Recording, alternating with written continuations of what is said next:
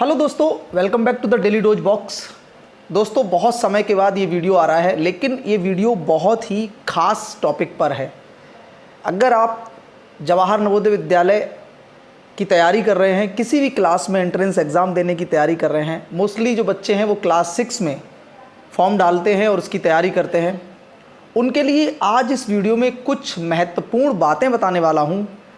ऐसी बातें जिनकी वजह से सिलेक्शन होने के बाद आप लोगों का चयन रुक जाता है, यानी कि आप टेस्ट में पास हो जाते हो और फिर भी आपका सिलेक्शन नहीं होता है किसी न किसी गलती की वजह से।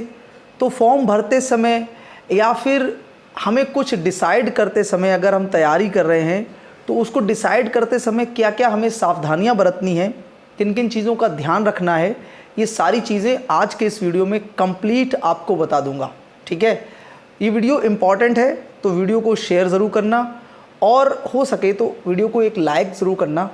और लाइक करने से क्या है कि हम मोटिवेट हो जाते हैं और आप लोगों के लिए रेगुलर कंटेंट बनाते रहते हैं। और बहुत ज़्यादा इम्पॉर्टेंट, अभी कुछ समय से मैं बिज़ी था भाई पर्सनल लाइफ के वजह से, लेकिन अब आपके बीच वीडियो कंटिन्यूअस हो जाएंगे।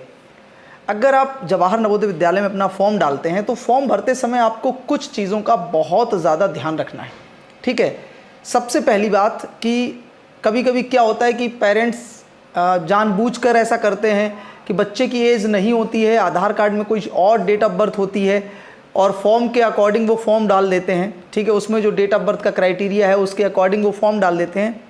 जब एडमिशन होता है तब उस समय समस्या आती है, क्योंकि वो भूल जाते हैं कि उन्हें आधार में भी करेक्शन करवाना है। ठीक है, अगर आपने ऐसा किया है या अगर आप ऐसा करना चाहते हैं तो आपको सबसे पहले अपने आधार को करेक्ट करवाना पड़ेगा।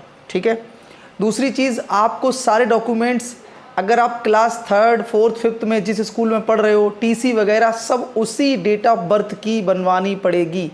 ठीक है, उसके बाद बर्थ सर्टिफिकेट भी आपको उसी डेट ऑफ बर्थ का बनवाना पड़ेगा ताकि आपको आगे चल के समस्या ना हो। ठीक है, अगली चीज़ पे आ जाते हैं।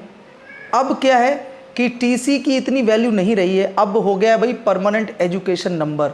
तो अगर आप क्लास 5th में हैं, क्लास 3rd में हैं, क्लास 4th में हैं, किसी भी क्लास में हैं, तो आपको एक सरकारी मान्यता प्राप्त स्कूल, ज़रूरी नहीं है कि वो गवर्नमेंट हो, मान्यता प्राप्त होना चाहिए। प्राइवेट स्कूल भी मान्यता प्राप्त ही होते हैं। वहाँ पर अपना यूडाइस पोर्टल पर रजिस्ट्रेशन अवश्य करवाना है, क्योंकि इस बार बिना यूडाइस पोर्टल रजिस्ट्रेशन के, बिना पेन नंबर के एडमिशन नहीं हुए हैं। ठीक, अब बात करते हैं, सबसे ज़्यादा जो फ़र्क पड़ता है वो है आपका एरिया के ऊपर, कि आपने अगर अपना एरिया गलत चूज़ कर लिया तो फिर आपका एडमिशन किसी भी हाल में नहीं होगा। ठीक है, तो आपको फॉर्म भरते समय बहुत ज़्यादा सावधानी ये रखनी है कि आपको अपना एरिया चूज़ नहीं करना है। आपको एरिया चूज़ करना है, आप जिस स्कूल में पढ़ रहे हो वो स्कूल की लोकेशन क्या है, वो रूरल है या अर्बन है, ये फॉर्म भरते समय आपको ध्यान में रखनी है। आप चाहे जिससे फॉर्म भरवाएं, चाहे आप भरें या साइबर कैफ़े वाले भैया भरें, उनको बताना है कि भाई स्कूल की लोकेशन डालनी है और स्कूल की लोकेशन आपको स्कूल में ही पता लगेगी कि वो रूरल है या अर्बन है। ठीक है, उसके बाद अपनी कास्ट भी बहुत ध्यानपूर्वक भरनी है। बहुत सारे कैटेगरी में भी गलती कर देते हैं, लेकिन उसमें सुधार के लिए समय मिलता है। एग्ज़ाम जब होता है उससे पहले, जब लास्ट डेट होती है फॉर्म की, लास्ट डेट के बाद 2 दिन जो होते हैं उसमें आप अपनी कैटेगरी वगैरह, एरिया वगैरह ये सुधार सकते हो। ठीक, तो डेट ऑफ बर्थ का बहुत ध्यान रखना है, अपना एरिया ध्यानपूर्वक चूज़ करना है और सेम डिस्ट्रिक्ट होना चाहिए। आप जिस ज़िले में रह रहे हों उसी ज़िले में पढ़ रहे हों, या जिस ज़िले में पढ़ रहे हों उसी ज़िले में रह रहे हों। अगर आप इन छोटी छोटी चीज़ों का ध्यान रखेंगे तो सिलेक्शन के बाद आपको कोई भी दिक्कत नहीं होगी। आपका नाम आ जाएगा, आपके डॉक्यूमेंट वेरीफाई हो जाएंगे। ऐसे बहुत सारे फ़ोन कॉल्स हमारे पास आए हैं कि सर हमारा सिलेक्शन तो हो गया लेकिन हमारा एडमिशन नहीं हो पाया, वजह कि हमने कुछ ना कुछ ऐसी गलती कर दी जिसकी वजह से हमारा एडमिशन रुक गया। और ऐसी गलती बहुत सारे बच्चों ने की है। ठीक है, दूसरी चीज़, आपको जो अपना स्कूल है वो स्कूल बहुत ध्यान रखना है कि अंतिम स्कूल आपका जहाँ पर है वो आपका किस एरिया में पड़ता है। अगर आप class 3rd, class 4th, class 5th इन तीनों क्लासेस में किसी भी एक साल में एक दिन भी अगर अर्बन एरिया में पढ़े हो तो आपका एरिया जो है अर्बन हो जाएगा। और ध्यान देने वाली बात यह है कि एरिया जो है वो आपका नहीं होता, यानी आपका एड्रेस का एरिया नहीं पूछा जाता है, वो एरिया पूछा जाता है स्कूल की लोकेशन का। ठीक है, अब बात करते हैं क्लास 11th रिजल्ट की।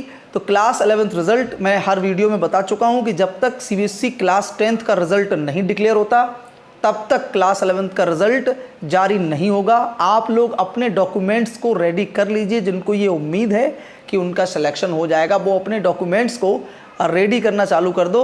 और डॉक्यूमेंट्स के लिए अगला वीडियो रहेगा कि पूरा का पूरा क्लास 11th में कितने डॉक्यूमेंट्स लगते हैं, वो सारे के सारे आपको अगले वीडियो में बता देंगे अगर आप कमेंट करेंगे तो।